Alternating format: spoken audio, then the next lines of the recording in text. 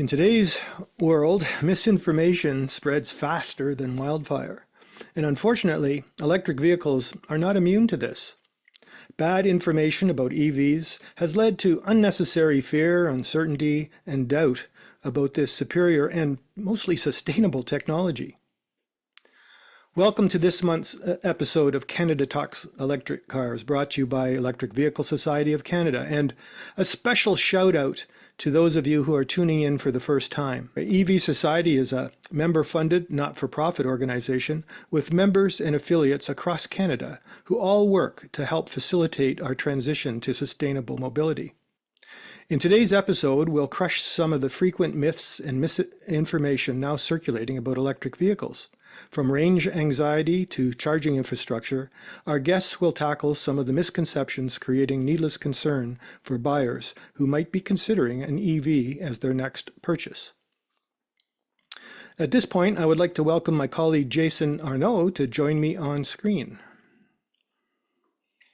Good day, everyone, and just a quick reminder that we invite you to submit Q&A questions via the Q&A panel. You can also upvote questions from other submitters, and that'll help us decide which ones we're going to tackle during the webinar tonight. That's great, Jason. Thanks for the reminder. Appreciate that. So if you happen to be watching us now on YouTube, tell us about the misinformation that you've encountered concerning EVs in the comments section below. And tell us also how you respond to those comments. The top 3 comebacks in this myth-busting contest we're offering will win a special prize, which we'll reveal later in the episode. While you're here, don't forget to like and subscribe. By doing this, YouTube shows the video to more people and helps us share accurate information about electric cars with a much larger audience. And now, to help us sift through the flood of misinformation, we have 2 incredible experts joining us, Daniel Breton and Joanna Kyriazis. Danielle is president of EMC, Electric Mobility Canada, and a leading authority on sustainability of the automotive industry. Danielle has literally written the book, or should I say books, on the subject. Joanna is Director of Public Affairs at Clean Energy Canada and a champion for sustainable energy policy, which includes electric vehicles, and is also a valued friend and supporter of EV Society. Danielle and Joanna, it's my great pleasure to welcome you to join the webinar. Hi, Tim. Greetings, greetings. Well, I got to start with Joanna. Joanna, I hear Clean Energy Canada is now focused for the next while on charging issues around condos and apartments. Is that right? Maybe you could tell us a bit about it? Yeah, thanks, Tim. So in the upcoming year, in 2025, a big focus area for us is going to be around ensuring home charging access for all Canadians. And when we look at the polls, often it's younger Canadians living in urban areas, and so often Canadians who are living in multi-unit residential buildings that are most interested in going electric, but then face that key barrier of not having access to home charging. So we want to solve that problem, both by helping to retrofit existing buildings to install charging, but also to make sure in Canada's, generational housing build out over the next 5 to 10 years that we are constructing those buildings right from the start and making sure that they are EV ready. So yeah, anyone who's interested in following along that topic or contributing, please do get in touch. We are working at the provincial level, exploring municipal engagement, still trying to engage at the federal level, but that's looking less promising.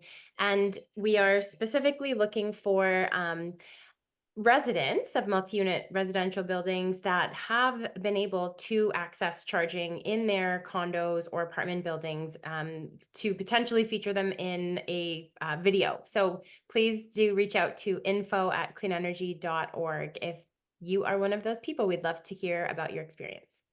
Oh, excellent. That sounds exciting. Sounds exciting. Well, thank you. Hopefully we'll have some people who are watching that will reach out to you or through us if they wish, and make that connection. Maybe they'll get their 5 minutes of fame. And Danielle, well, first of all, huge congratulations on the release of your new book, 50 Myths and Half-Truths About Electric Vehicles. I think I probably am going to let the cat out of the bag and say that I really enjoyed it, and it's probably going to show up in some family and friends' stockings this year. So hopefully they're not watching, and it'll still be a surprise. But excellent book, very very helpful. So thanks for that. You took care of the whole shopping list. Actually, to me, it's the top 50 myths because there's more. Yeah, unfortunately, those myths do keep coming, don't they? And Absolutely. yeah. So I think it's going to be a continuous battle, and we'll talk about it more in a few minutes. But I think you have some slides that you wanted, just a few slides to show before we have a conversation. Yeah, yeah. Okay, So, somebody from the team share the slides. yeah, I think Chris is on that. So, as I wrote here, in 2016, I wrote a book about EVs that included a 10-page chapter on popular myths. Since then, I have written two more books about EVs in 2018, 2021, and actually we'll have one in 2025. But this time with this book, I felt the need to write a book specifically dedicated to EV myths. Um, because I was naive enough in 2016 to think that if I wrote a 10-page chapter in a book that people would have understood by now. Oh my God, was I ever wrong? So I wrote this book both in English and French. So if there are questions in French, s'il y a des questions en français pendant la conversation, je vais répondre en français. Obviously, if there are questions in English, I will answer in English. But I wanted to make the book bilingual to make sure that people across Canada could understand the issues. Um, and I went from 10 pages to 230 pages in English, 240 pages in French, believe it or not. So this is a book that I've worked on for the whole year, and I wrote it out of anger. I was telling you because I was angry at social media and media, regular media, uh, talking about that there was so much crap out there coming from regular journalists. And Joanna and I have discussed this, many times in the past couple of years. So I said I have to do something about this. So that's why I came out with the book. Uh, the book's purpose is to become a reference for the consumers, industry, journalists, bureaucrats, and elected officials. So when we went to Ottawa and Queen's Park, we gave away copies of my book. Um, and it has approximately 200 links and references to various studies and reports. And it's been verified by scientists such as Pierre Langlois, which is a PhD in physics, who has been working in the EV space for decades, and folks from the National Research Council team. So to me, it was very important that this book be credible. And actually, I got the kudos from a person that I have the utmost respect for, which is Jeff Don. I gave him a copy of my book, came back to me, said, I love your book, great book. We needed a book like that. To me to have accolades from somebody like that means a lot. Oh yeah, the proceeds from this book will go to the creation of the new EMC EV scholarship program, which is something that is near and dear to my heart because we need to have more and more people who are trained from PhD to mechanics, to make sure that they understand where we're moving because we need so many new qualified people working in the EV industry. Next slide. So, who's opposing the transition to EVs? Quickly, oil companies.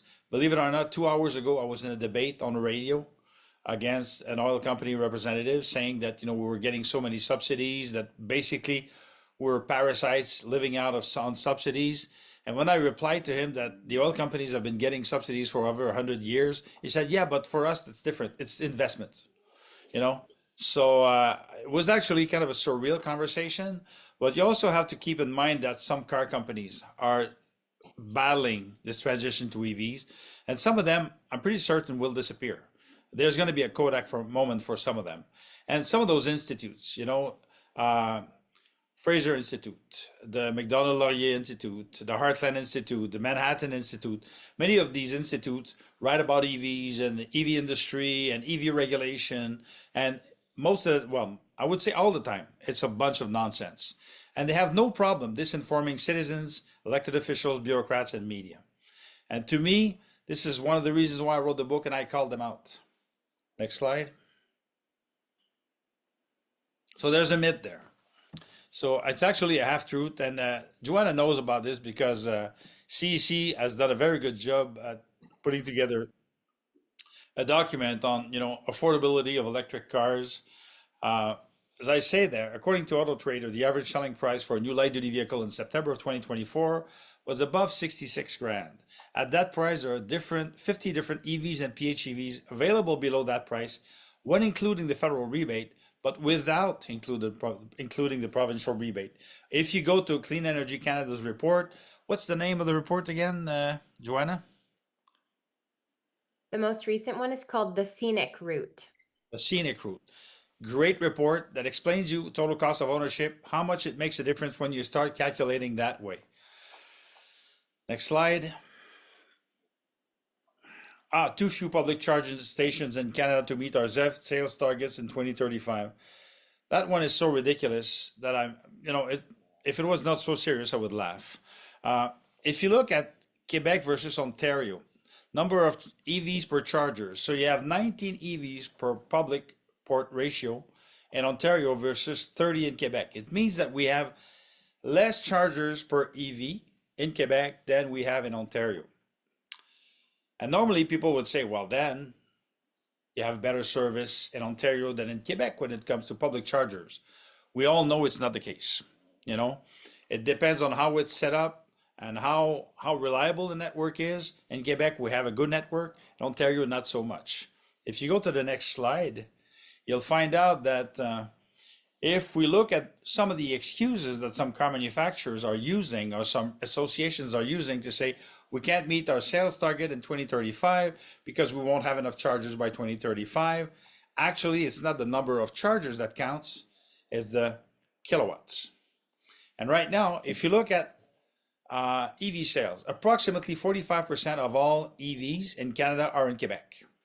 Quebec's EV sales target for 2026 is 32.5%. In Q3 of 2024, Quebec reached 34.6%, which means that we are 2 years ahead of our schedule on EV adoption.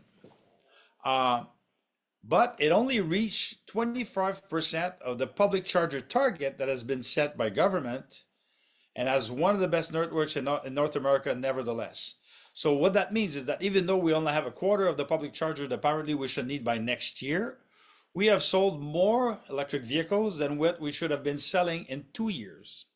So jokingly, I said to people in government, so should we call the people and tell them to bring back their electric cars because we don't have enough public chargers? It's just ridiculous. So yes, we do need more public chargers, but the backbone of charging remains home charging. And what Joanna was referring to when it comes to MURBs, this is very important. Once we have set up a good network of home chargers, whether MURBs or single unit homes, we're set for a lot of people. And keep in mind that as time goes by, EVs become more and more, have more and more range, and chargers become more and more powerful. So we went from an hour to an hour and a half to charge an EV to 15 to 20 minutes for the best of them. So we need less chargers, more powerful chargers on the highways. Next slide. Oh yes, that one. Huh? How many times have we heard that one this year? If not 100 times, I can't believe it. It's ridiculous. So sales of electric vehicles are stagnating or even declining in Canada. That's a total myth. So here are the numbers comparing Q3 2017 to Q3 2024, which is actual, and projected sales for 25 and 26 according to S&P Global, which means that we will surpass quite easily actually our sales target for 2026. So this is actual data. Next slide. Another one, myth number 49. Gas or hybrid vehicles are greener than EVs when electricity production comes from coal, i.e. Nova Scotia, which is actually the worst province in Canada when it comes to electricity production. It's not Alberta or Saskatchewan, it's Nova Scotia. So I made the calculations with the folks at NRC and Nova Scotia Power, and if you look after 250,000 kilometers, well, it's not even close. Between a Toyota Camry, we're at 55,000 kilograms of CO2 versus a hybrid at 36.75. And then you go to the Prius, that's 15,000. And then Tesla Model 3, 12,000. So it's actually more than 4 times more with a gas car and 3 times more with a hybrid car in Nova Scotia, of all places. So when you're in Ontario or Quebec or Manitoba or BC, the difference is even more than that. Actually, in Quebec, after 25,000 kilometers, the difference in the GHG emissions between a gas car and a comparable electric car is going to be 800 to 1,200 more GHG emissions per kilometer driven than with a gas car. So yeah, so if you want to order my book, these are the coordinates, and that's the end of my presentation. I hope I opened the floor to the conversation. And Danielle and everybody listening, if you want to click on that link and order the book, I'll put it in the comment section beneath the recording, so you'll be able to find it there. Well, that's terrific. You know what, Daniel? I think all you need is a little more passion. I mean, when you do these talks, you need to kind of like step it up and let people think that you feel it. You know, I think that would help a lot. No, I get to, yeah. People feel sleepy when they listen to me. I doubt it. Well. So we've all. So is Joanna, though. Joanna is just as passionate as I am about Yes, this. I know, but she's understated passion. You know, it's there, but it's not aggressive passion. But no, it's really good, and it sometimes it takes a little bit of fire to motivate people and get their attention. So good on you for that. So lots of things we can talk about. I don't know about you, but for me, I find myself, yes, addressing the same questions over and over again. You touch on all of them, of course, in the book and more. But how about you two? What how about you, Jason? What do you hear out there most often in your travels? I've been thinking about that, Tim, and Danielle went through a few, and I want to throw one out that I didn't hear you mention. Availability. 2, 3 years ago, it was really bad. Now, is availability still a problem, or can you walk into a dealer and if you want an EV, you can get an EV? Want to take that one, Joanna? Sure. How about I start and you chime in if I've missed anything. So availability is getting better. It has improved over the past 2 years, which also means there's more inventory, which also means that prices have come down. And so sometimes you'll hear, um, car makers, legacy car makers pointing to the increase in supply as a reason why we should sort of slow down the transition or, get rid of regulations. But that's a great thing that we've got more inventory. And it's a great thing that it has a downward, that it places downward pressure on prices.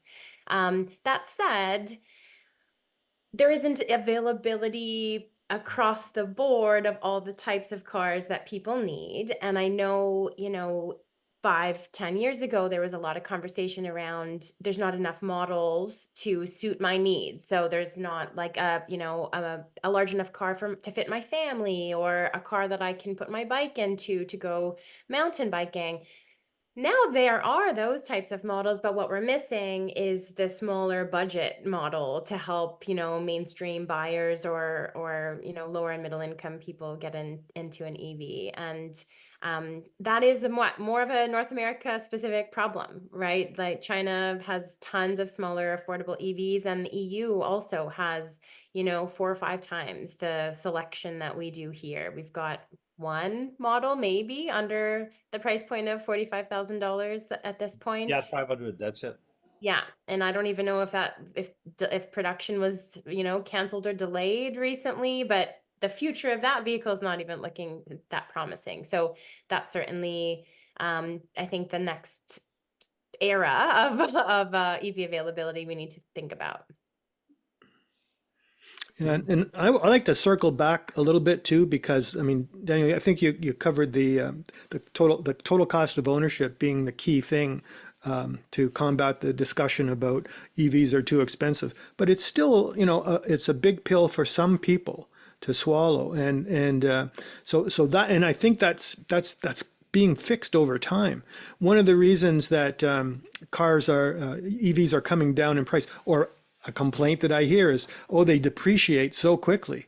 Well, in fact, they should, based on performance, they should be actually worth more longer than a comparable combustion vehicle. But the thing is, all of the EV costs are coming down over time, and I think we're going to see that for a good long period. And naturally, all of the pre-owned vehicles out on the market are going to go down in value as well. It doesn't mean they aren't fantastic cars and that they aren't going to last longer than comparable ICE vehicles would.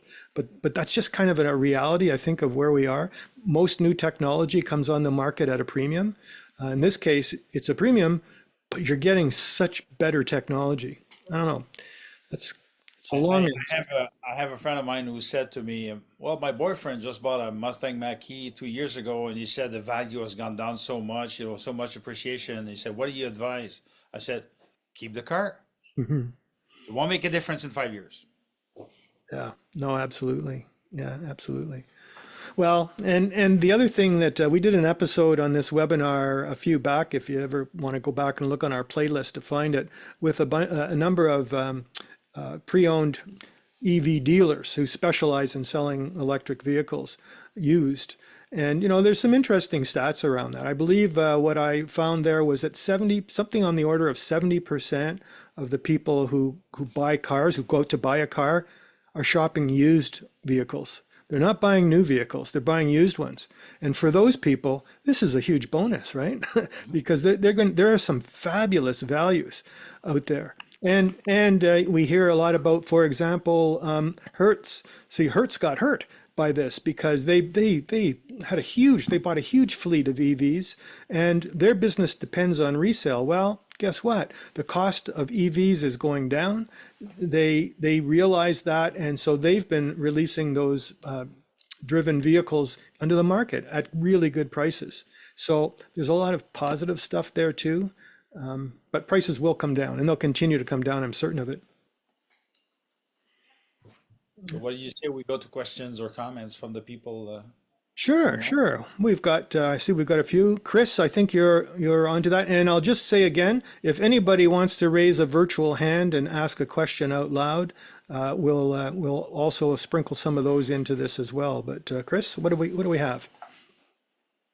Well, we do have quite a few that have come in. And hold on a second. Can I talk about one? Hydrogen.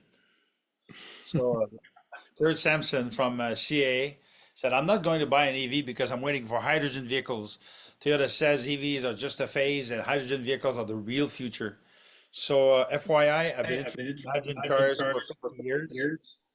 And so now I'm getting some feedback. No, you're good now.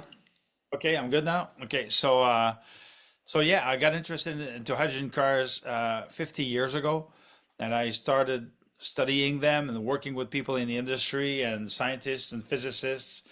And for light duty vehicles, it's a done deal.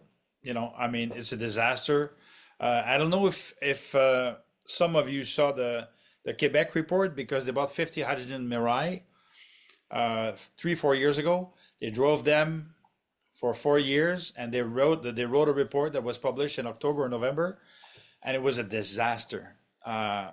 So just to give you an example, loss of range were 40%, according to the official range and the real range at -6 degrees Celsius, which is not cold.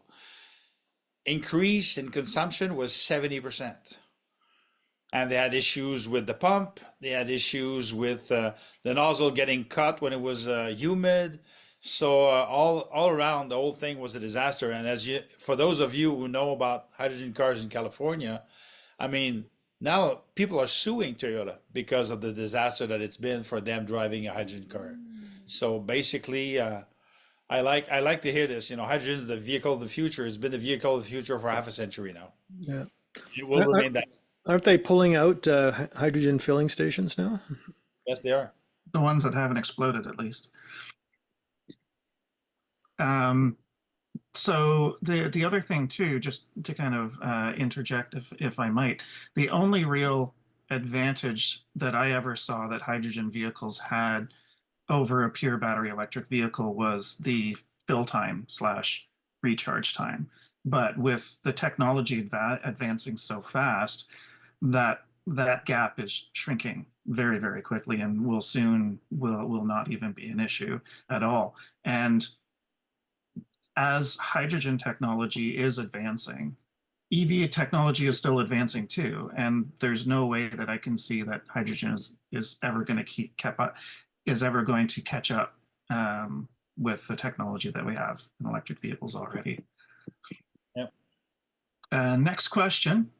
John Rich says, I'm picking up a Cybertruck this Thursday, and I love seeing headlines like Tesla Cybertruck immediately dies in Canadian winter. Comments? Joanna?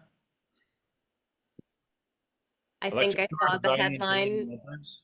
When I saw the headline, there wasn't evidence about what happened. So if anyone tracked that story, feel free to take this one. But Joanna, you could just talk about, electric cars in the winter in general. Sure. I mean, I don't know if there was I feel like this question engages on two myths. And so one is about performance in the winter, and yeah, it absolutely EV battery ranges are slightly impacted in the winter. I find mine might be impacted, 10 or 20% when it gets really, really cold, like below 15, below 25. But my range is 450 kilometers. And so, even if it drops about 30%, then I still have more than enough to get me through my day and maybe even week, depending on how much I'm driving. And of course, then I come home and plug it in. I think also something that we constantly need to keep in mind when we're talking about EV related myths is context matters. And so a bad news story about an EV makes the news. A similar bad news story about a gas car, nobody mentions it. It's just part of life. And so, when you're in the dead of winter and you go out in the morning to try to start your gas car, it's way more common that you're going to have trouble starting that gas car than you will for an EV. So all to say, winter impacts vehicles in similar ways, and EVs are really great winter vehicles in other ways, where you can do remote start and warm your car from afar, from your app. You have your heated steering wheel. What else? Good tire traction because of the way that the weight of the vehicle is balanced. It's lower to the ground. Yeah, I live in Ottawa and I have no trouble in the winter with my electric car. I love it. And I think those of us who've been driving an EV for a long time, my case, I'm in my 12th, this is my 12th winter. I can say that in the early days, I think the impact on cold was pretty severe compared to now, because more recent electric vehicles come equipped with heat pumps, which makes them far more efficient. And don't forget, gas cars lose range as well in the cold weather. So I think a lot of people, and maybe this is where not all myths are sort of conspiracy theories. Some of them is just old or bad information. And people hear that, or they know somebody who had a bad experience, and then that gets repeated and it just, echoes. So early cars, yeah, I think they did suffer more from range loss, but more recent, if you buy something in the last 5 years, or whatever car you go out to buy, ask that question: does this car have a heat pump in it? And you're not going to have a huge problem with cold weather. My experience. I call it the first gen Nissan Leaf syndrome. Yeah, exactly. Yeah. I'll throw in one last statistic. I just had to look it up. Norway is a little cold, and in September, 96% of all new cars registered in Norway were pure electric. That would So not be happening. I just actually brought up the article in question and quickly read through it. And talking about misinformation and bias, the article actually isn't about range or anything like that. the vehicle simply had a mechanical or electrical failure almost immediately after delivery. So that could happen to any vehicle. And but they're taking it and they're spinning it and they're trying to make it an EV problem, but it's just a quality control problem, quite frankly. So there you go. Next question. Are Canadian firms marketing hybrids as an alternative positive myth that do not address the need to service both ICE and EV power plant and the resulting extra weight of an ICE engine, transmission, and drivetrain, all of which require added fuel burn to carry the extra weight? So that's a bizarre statement, but I could say that I've been hearing people pushing in 2024 for us to go some way back to hybrids or plug-in hybrids, and I said, you know what? I bought a hybrid a quarter of a century ago. Mhm. I bought a DVD player back in the day. I don't think I would buy a DVD player again. I mean, to me, it was a great technology for a quarter of a century ago, hybrid, Yeah.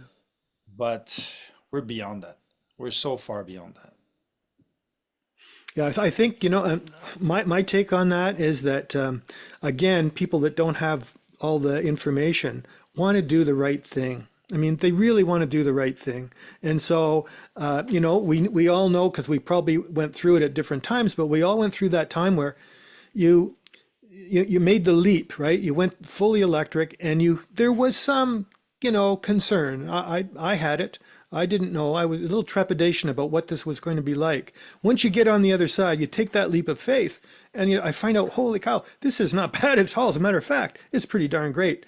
But for a lot of people, for various reasons, they aren't prepared to take that little leap of faith. And so a hybrid is a great solution in their mind. But that's why we talk about it, and that's why we try and answer their concerns, right?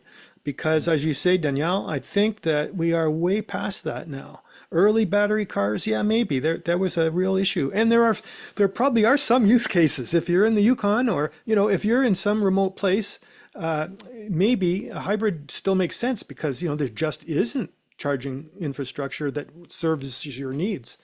But And Tim, and yet, Tim, there are more EVs sold per capita in Yukon now than there are in Ontario.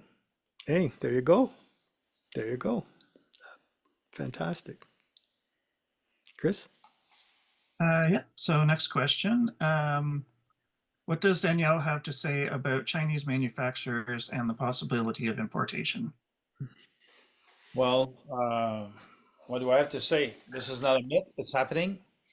It's happening that we have stopped Chinese car manufacturers to, when you apply 100%, well, actually 107% tariff on Chinese built EVs, what it means in effect, that it means that it will stop, Chinese imports. So you have Tesla Model 3 was affected by that, so they started importing them from the US. You have Volvo and Polestar. What I find stunning is the fact that Canada decided to align completely with the US without making any calculation on what could be the issue, what kind of tariff we could have, compared to what the EU has done. They said, well, it should be 9% for Tesla, 30% for that other brand. And here we're at 100% because we wanted to play nice with the US. And then Donald Trump comes in, he said 25% tariff on Canadian products. So I feel we're kind of stupid, frankly, to have been so nice and to say, we should also put a 25% tariff on Chinese batteries. I don't know if you've seen this, but it took about 2 weeks after the consultation from the federal government to come up with a 100% tariff on Chinese EVs. We still haven't seen the decision on Chinese batteries from the federal government. And looking at the conversation right now that we are seeing with the US administration and the incoming administration, I'm not sure that they're going to impose it anytime soon. Because face it, a lot of cars that are being sold today from North American or European or Japanese or Korean manufacturers, their batteries are Chinese. So I think that this is something that we have to think about. Yeah, time will tell. The federal government also, a couple weeks after making that decision to impose 100% tariffs on Chinese EVs, they quietly released another decision saying, in extenuating circumstances where car makers are reliant on Chinese inputs and can't find a substitute, then they can get exempted. And so I almost feel like Canada's trying to have it both ways, where we want to talk tough and we want to show Trump that we're aligning optically, but then there is an acknowledgement that it's going to raise costs for car makers and consumers. And so, there's a bit of a release valve there, but that's the quiet part. And Joanna, to add to what you just said, this is where the regulation becomes very important, even more important, because as you said, we have very few entry-level electric cars now. Without regulation, we won't get them.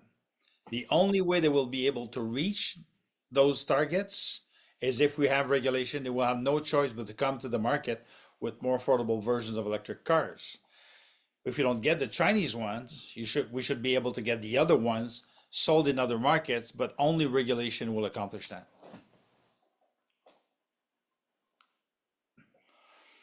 Next question from Terry Hooper. A comment they received: electric vehicles are not paying their fair share of the road taxes. When that's added, it will cause EVs to cost much more to operate since they're harder on the road surface. Ooh, that's a twofer. I don't know who wants to jump in on that one. I've been furiously looking up numbers. So the F-150, one of the most popular vehicles ever. Tesla Model 3, one of the most popular EVs ever. Can you guess which one weighs more? It's actually my MiT-26. Yeah. Yeah. But it's interesting because people seem to not realize that roads are not built for cars or light duty trucks, they're built for heavy duty trucks. So if they couldn't stand an electric car or light duty pickup truck, they won't be able to stand the heavy duty trucks. And keep in mind that what we have seen is the past 5 years, 30% more heavy duty trucks on the road across Canada. This is what is damaging the road. It's not electric cars.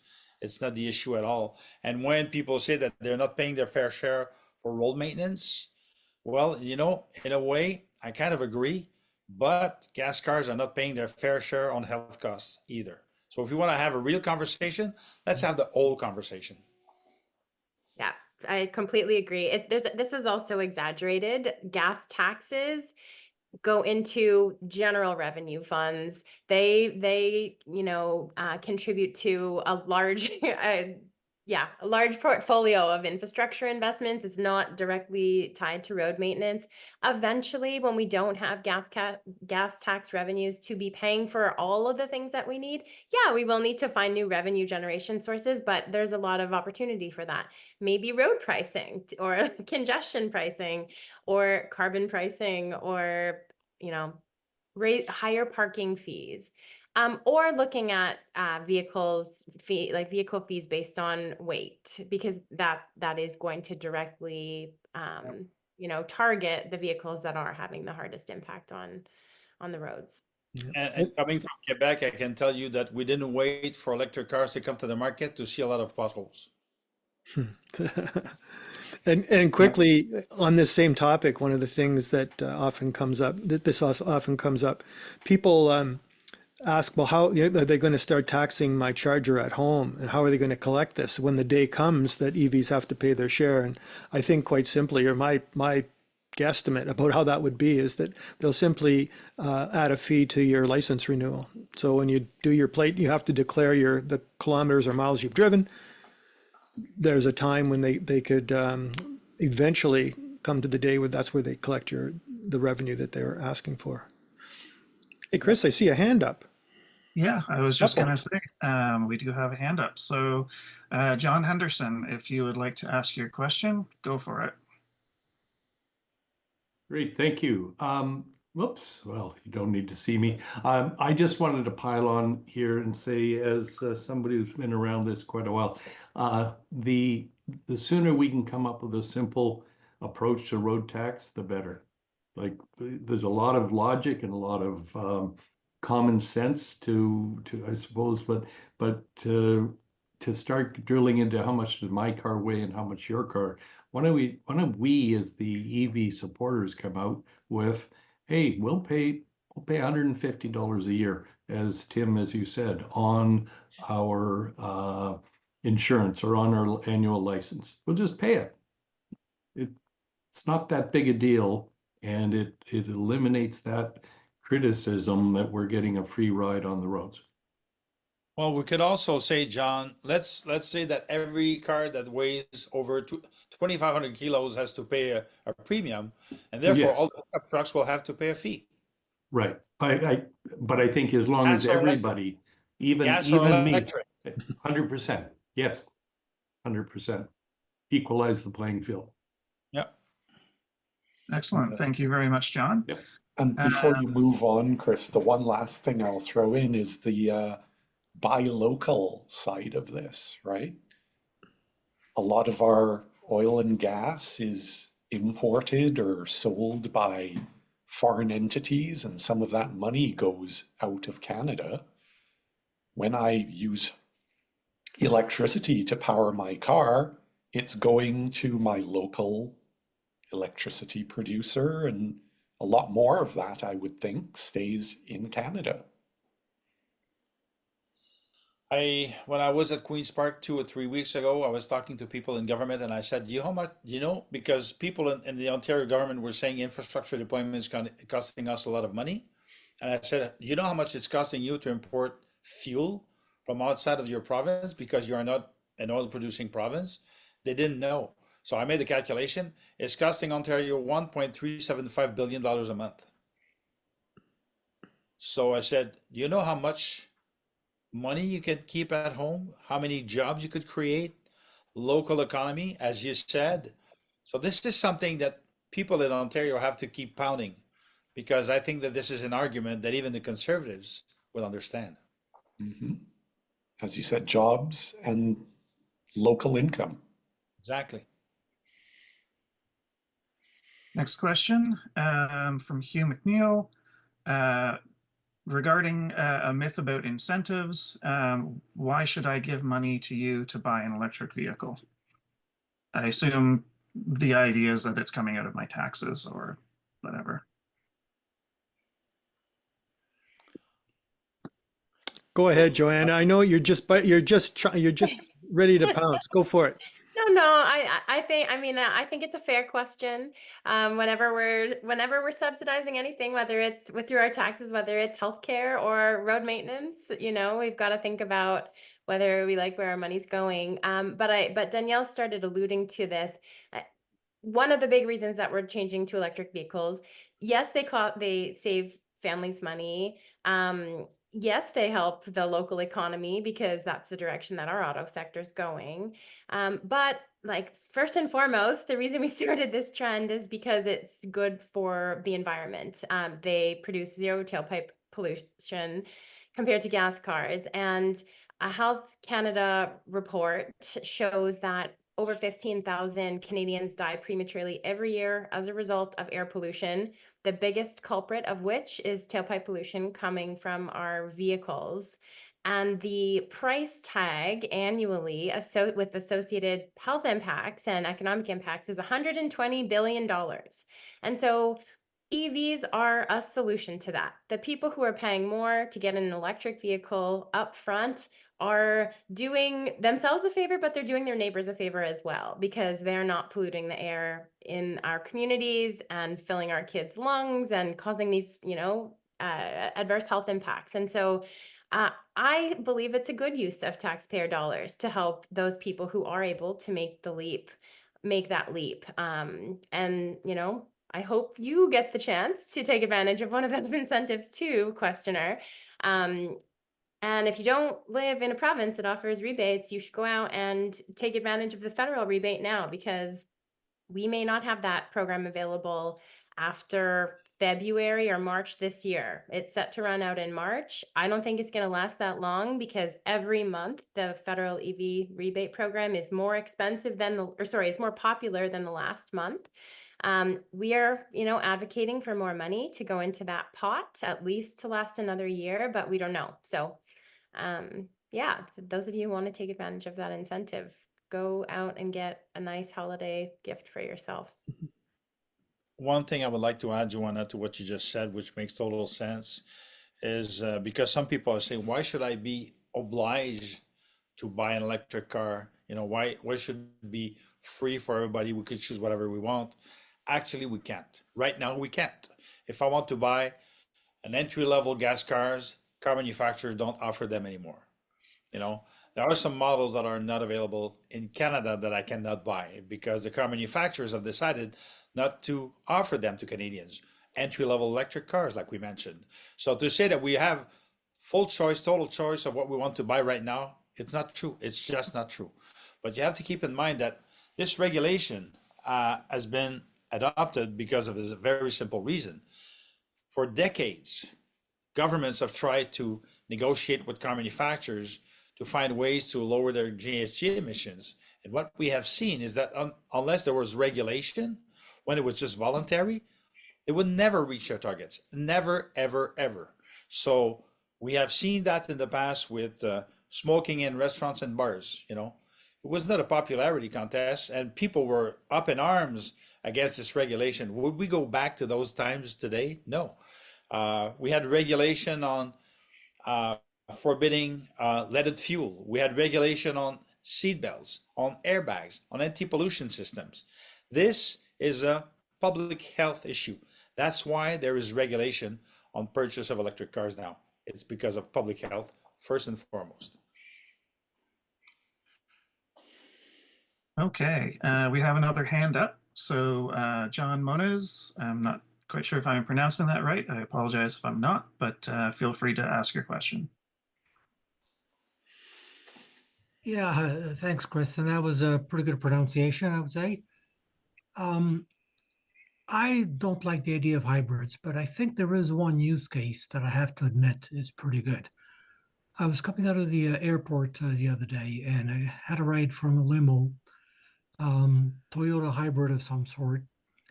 And he was very, very happy and very proud that he was saving a lot of money, et cetera. And I asked him why he bought a hybrid, not an EV. And his answer was, well, quite often I have very long fares, maybe to Montreal, whatever. This is out of Pearson, maybe to Montreal, whatever. And I will have to stop and charge the car. I can't have the customer waiting in the car while I charge and actually paying for that time that the car is stopped. So I had to admit, it was one I had never thought of. And it was, I had to give him the reason. It was, I think it was pretty fair. Can I reply? Thank you very much, John. Comments? Plug-in hybrid. If he absolutely needs sometimes to do very, very long rides, like I often do, I drive 60,000 kilometers a year. If he doesn't want to stop, just buy a plug-in hybrid. For now, they can do the job.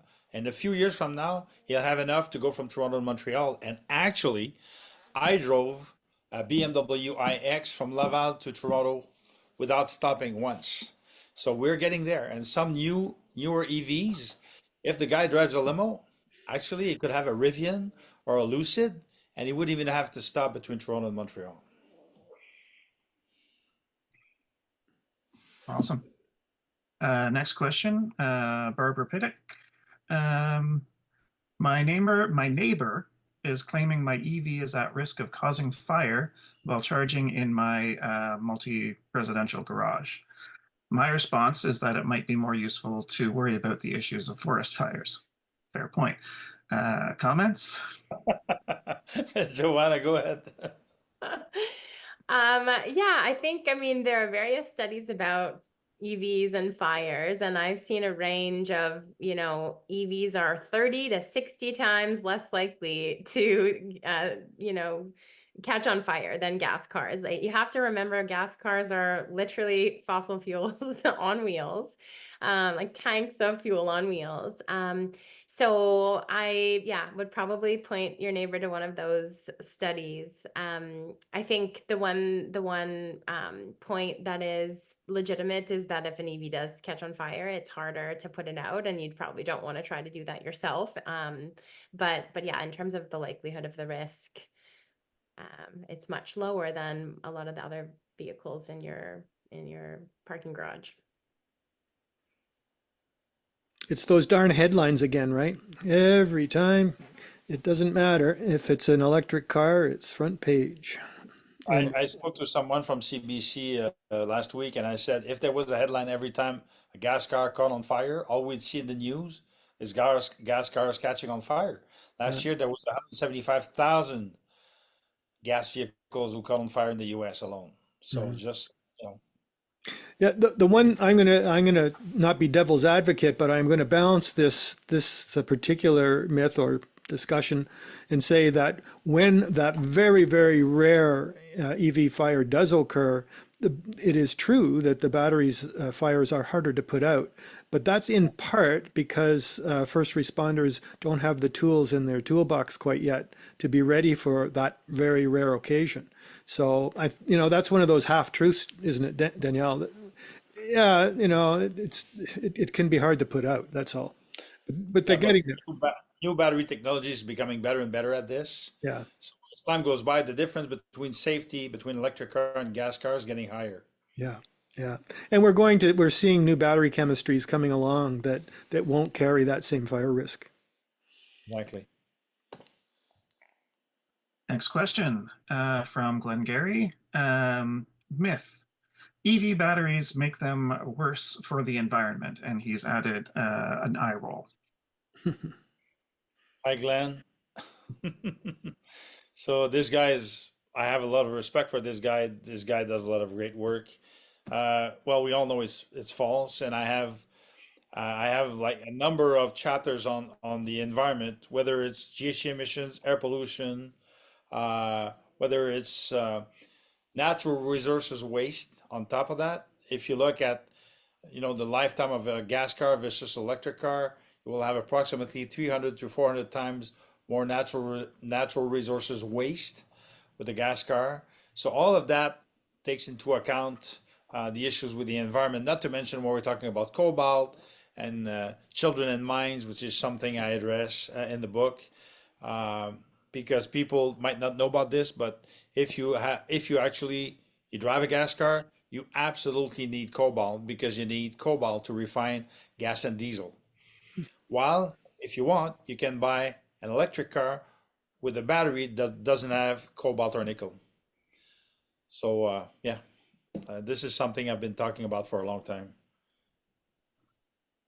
Yeah, and battery recycling, the projections of how much raw or critical mineral demand in the near future is going to be met through battery recycling just keeps on going up. I used to get made fun of and told that I was, too pie in the sky, that battery recycling was a nice story but wasn't legitimate. Like S&P Global Mobility is saying 20% of nickel and I think lithium demand in 2032 is going to be met through recycled materials, because it's hard to get new mines online. It's expensive, it's time consuming, it's in everybody's interest to just keep reusing the raw materials that were mined and reintroduced back into the supply chain. Yeah, But you know what the problem is, Joanna, with battery recycling? The batteries last way longer than people expected, so there's hardly any battery to recycle. Well, you don't always have to wait till the end of life. There's also recycling operations near the initial battery cell manufacturing plants, right? For any of the waste there. Yeah. So. Isn't that where most of it comes from at the moment? That's feeding these recycling operations is just the waste at the point of production. But we're seeing that it's a circular economy that we always sort of talk about and hope for. We're seeing it unfold. It's remarkable. Which is absolutely impossible with a gas car. Yeah, yeah. You can't have a circular economy with a gas car. Yeah. Hey, we could go on for another 2 hours, I think, but we're getting close to running out of time here, Chris. Maybe we could do one more question, and then we'll have to wrap it up. Okay, well, in that case, why don't we do a hand that's up? So Deborah, if you would like to answer your question or ask your question, go for it. You'll have to unmute yourself. Can you hear me? Oh, Yep. Okay, so the question is circling back to using a hybrid versus electric vehicle for deliveries. I have a friend of mine who's owned a Model X for a number of years, and that's all he does. He does deliveries. He does airport shuttles. So I'm from Cornwall. He does airport shuttles to Montreal, Ottawa, and Toronto. So he has no issues with charging and delivering, his customers to those locations. So I don't see an argument for, somebody having to buy a hybrid. And the other question that I've always had, and my background is in automotive. I'm a licensed technician. I taught the automotive program at St. Lawrence College in Cornwall for 32 years. I was brought up on oil and smoke, and I'm all in for EVs. They're amazing. We drive a Model Y and have for the last 4 years, and it is amazing. And one of the emissions, you always hear about exhaust emissions. I've never heard any data on brake dust emissions. Yeah. A friend of mine has had the same guy that drives all these shuttle trips brought his vehicle in and had 280,000 kilometers. And he had a brake inspection, and the technician at a Tesla dealership said, "John, your brakes are just like new." So it's not the fact that we're only breathing exhaust fumes. We're breathing a lot less brake dust. So, Absolutely. but I haven't seen that data anywhere. Nobody talks about it. I do talk about it. You see it on your rims. If you don't clean your car on a regular basis, you see the black dust that accumulates on your rims. Yeah. That's a small portion of what's out there. Anyways, Excellent point. Thank you very much. Do we have a minute maybe for some quick comment on that? go for it, Danielle. I think you had something to add. Well, actually, I do talk about it in my book, which is something that is not talked about very much. He's absolutely right, and it does make a difference because these are fine particulates, which are very bad for people's lungs. So it is an issue. One other issue is about tires and tire wear with electric cars, and people do mention that, and they say that tires get worn out more quickly when it's an electric car than a gas car. It actually depends on the driver most of the time, but you have to have the right tires too, because they have a special code. If you don't respect it and you just buy any set of tires, it might make a difference and it might be worn out more quickly. All right. All right. Well, I hate to do it, but we are just about out of time. So I'm going to thank you all for today, and Joanne and Danielle for all the work that you both do to foster EV adoption in Canada. You're both champions in that regard. And Well, thank you. So thank you as well, guys, from EVS and the whole team. Thank you so much for doing this. no, that's what we love to do. I'm going to remind everyone listening and watching the video to submit your EV myth comeback, and you're going to have a chance to win one of 3 copies of Daniel's book. We're going to look at the myth you've chosen and how you respond to it, and we'll pick the best ones and reach out to you. We're going to let that sit on the YouTube site for the balance of the month, and we'll announce the winners at the next episode of our webinar, which will take place on January 7th. And we're going to then actually have some interesting folks on from a company called S2E Technologies. I visited a property that they've developed in London, Ontario, which is a net zero condominium type of property with an incredible garage. It's a multi-story garage. It's like a Ferris wheel. You drive your car in, you plug it in, and it takes it away on a stage and stores it till you need it. You just go swipe. It's a fascinating thing, and I think folks will be interested in learning about that and the hurdles they went through to do it. So again, mark the date. It'll be January 7th at 7:30 p.m. Eastern Time. I hope some of you who are here for the first time will come back. And again, thanks to Danielle and Joanna and to the whole webinar team, Jason, Chris, James, and Anise. You don't get to see them, but they're all working on this behind the scenes. And thanks to all the attendees that did come today. And thank you for your questions. It's really great, and for your ongoing support. So from all of us at EV Society, we do wish you a wonderful Christmas or Hanukkah, however you celebrate the holiday season. Have a great one. We'll see you next time. Thank you, everybody. And Romeo says hi.